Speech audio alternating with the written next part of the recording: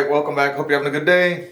I have not updated any of this variety of my Ficus Benjamina since last September. I updated all three at once.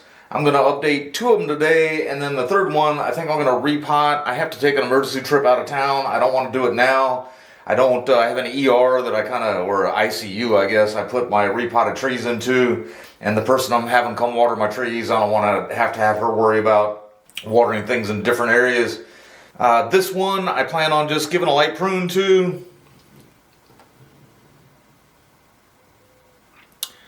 Look at the other side of it here before I get started. I would like to kind of point out here that last time I repotted this was actually a little more than a year ago. It was a little less than a year ago. I updated it last time. Last time I repotted was a little more than a year ago. Actually, I had it in this pot here, and you can see how much it's kind of grown since then. I picked this one. I would have liked to have actually found one just like this, but a little bit deeper. Hey, baby. That was my phone that just went off. But I didn't have anything that small and deeper, so I wound up putting it in here. It definitely spread itself out a little bit. I do think it helped it a lot. It is what it is now. I do think sometimes when I get my trees in pots this shallow, even though they're surely in inorganic substrate, I try not to water them too heavily. I've actually tried to even move this one around to a group of trees that don't get as heavy water as the group that I previously had it in. Always seems to have a little bit of algae growing in it, maybe just a little bit of a slow drainage issue. If you read about deep pot, because of gravity, kind of drains a little bit better than a really shallow pot does, no matter what kind of soil you have in it. But either way, this one's just getting the trim today. I do actually see a little bit of evidence of thrips right there. I'm going to make sure, so I'm going to get that off first and make sure I don't put that. As a matter of fact, I'm going to go seal that up in the garbage right now. I'll be right back. I don't really keep a compost bin or anything, but sometimes I do keep leaves kind of like laying around a little longer than I should, and thrips do fly, so I always make sure I put those in the household garbage, seal them up, and get them in the garbage rather than leaving them around. And I'd like to think I can get every vertical growing tip, and also just a couple of the crossing branches here and there. I was kind of hoping to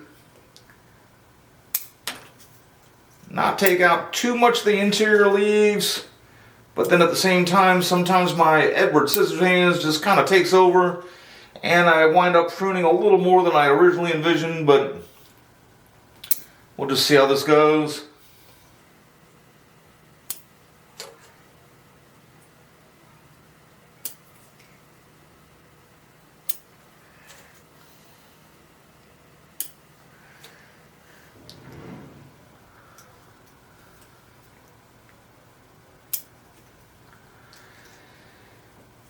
And then a couple of these lateral growing tips like this one here. Oh, that one's in a really bad spot there. This one's almost worth taking that branch out. It's the only growth it has on it is a little bit too long, and then the piece I just cut there was coming straight up off the branch, but I'm going to leave it there. I'd like to try to save it. And I just remember from this other angle here, twist it all around there, being able to see a few more of the crossing branches.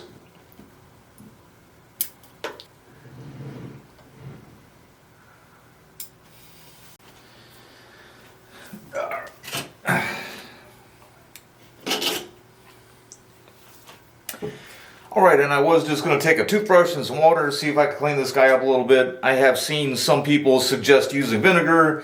I've also seen hydrogen peroxide recommended. I try to see what I can do with water.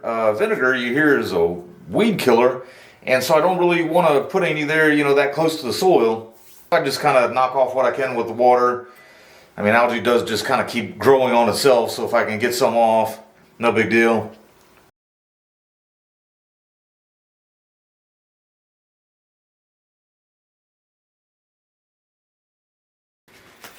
Now that I've gotten the whole thing wet, a couple of these spots are a little stubborn. I don't want to rough the bark up any, but I just want to take and loosen it up a little bit. I usually use tweezers. I don't know where I've put them, so right now I'm just kind of using my American chopstick.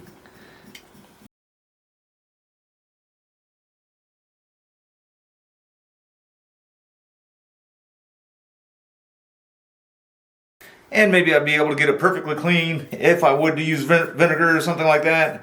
But my goal really is just trying to make it pretty much just better than it was.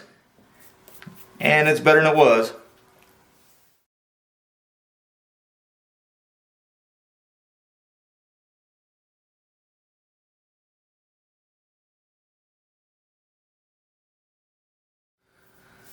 Alright, and here is the other one I'm going to work today. I'm probably going to get some wire on this guy too. Take a look at it all the way around here.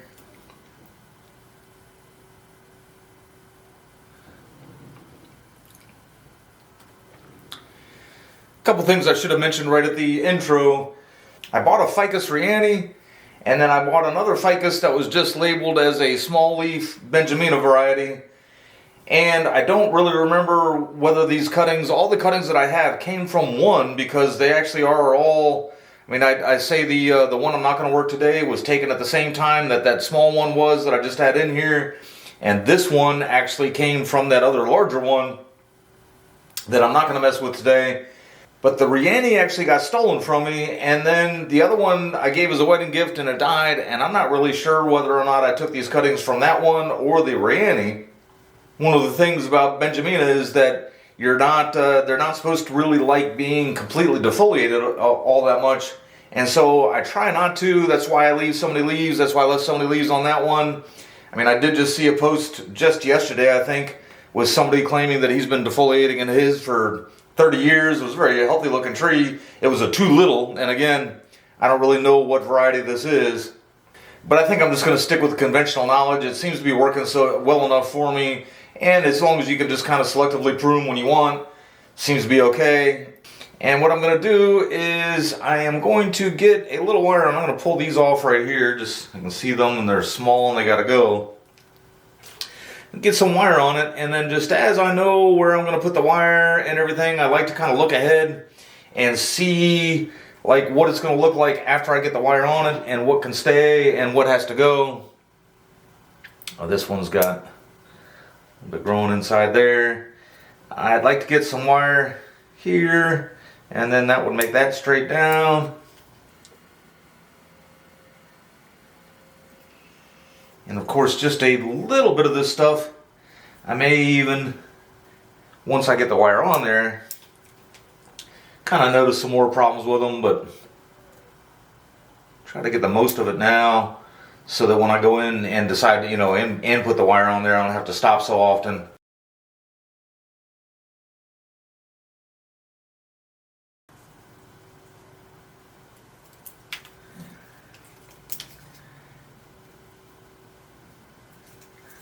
I have had wire on this tree a couple times. Usually after I go through and kind of pick the branches I'm going to eliminate, or mostly just twigs that I'm going to eliminate, I do also try to go back in and get most of the growing tips. And so far for this tree, it seems to be working pretty well. You guys might be able to see a little bit of wire scarring right in there. I'll have to be a little more careful right now. Nothing I can do about any mistakes that were made in the past.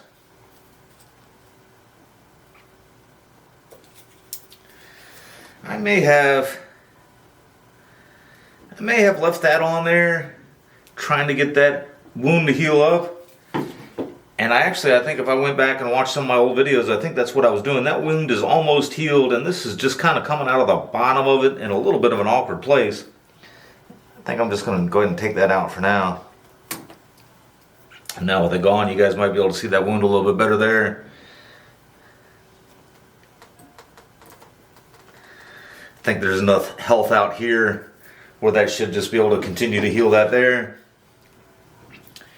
And then as I look at the rest of it, this is obviously the first branch there. And then I got this guy here. These two are coming right out of the base of this next branch. So when I get the wire on this,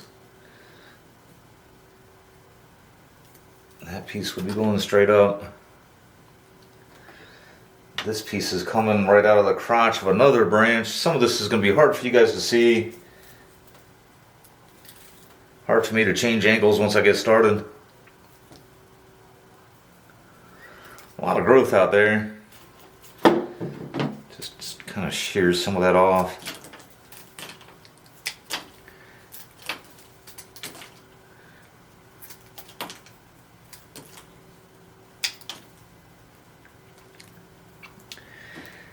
And then just kind of as I go up,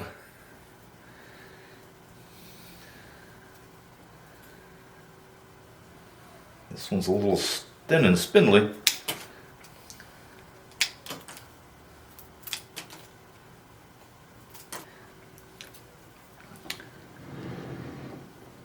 And then again, like as I work my way up, prune some off that one, I just worked that one.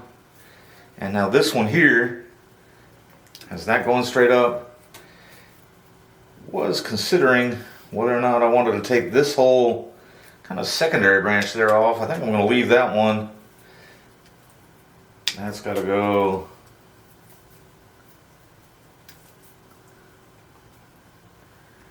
And probably that one too. Which would then come right up to this branch being kind of the next one as I work my way up.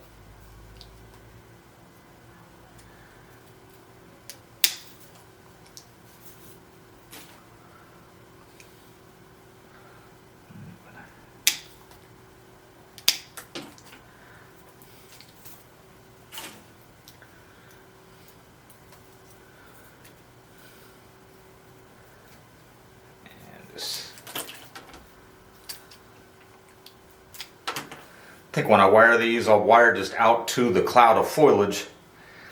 And some of that would become straight up growth, but with the apical desire that these ficus seem to have, I don't want to cut too much of it off. I don't want to have plenty of growth left. This branch is going to be really hard to get an angle on here. This will be the next one up. Has the one going straight down.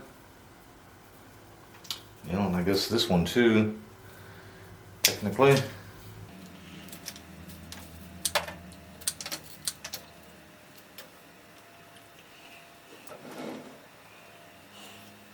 I did decide this little branch here is just in the way there. As I go to put wire on it, I think this smaller, or not smaller, but the lowest branch here got a little movement to it. Might be hard to see, but I have had wire on this tree several times, and I did get a little movement in that one. Wanted to keep it to not only heal up, well, that scar there wouldn't be there if the branch wasn't there, but also this one, there is another little scar there, and just keep some taper down lower here. You can see this does have some decent taper. It's not great, but it's decent for a ficus like this, the size it is and everything.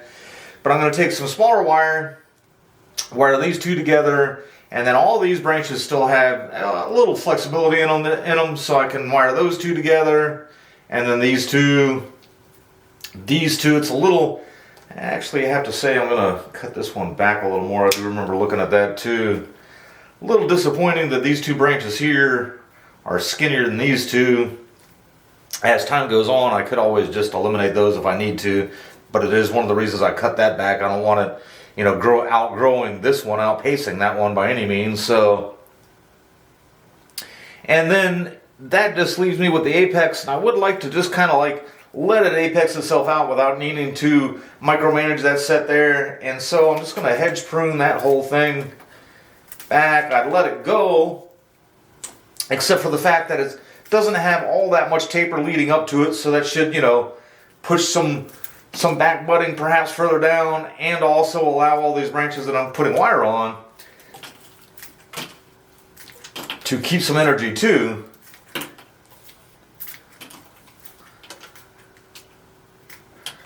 you don't really want to put wire on all these and then have the tree kind of give up on those and just send all this energy up there. So just kind of cut that back some, and then, you know, let that be the cloud on top eventually.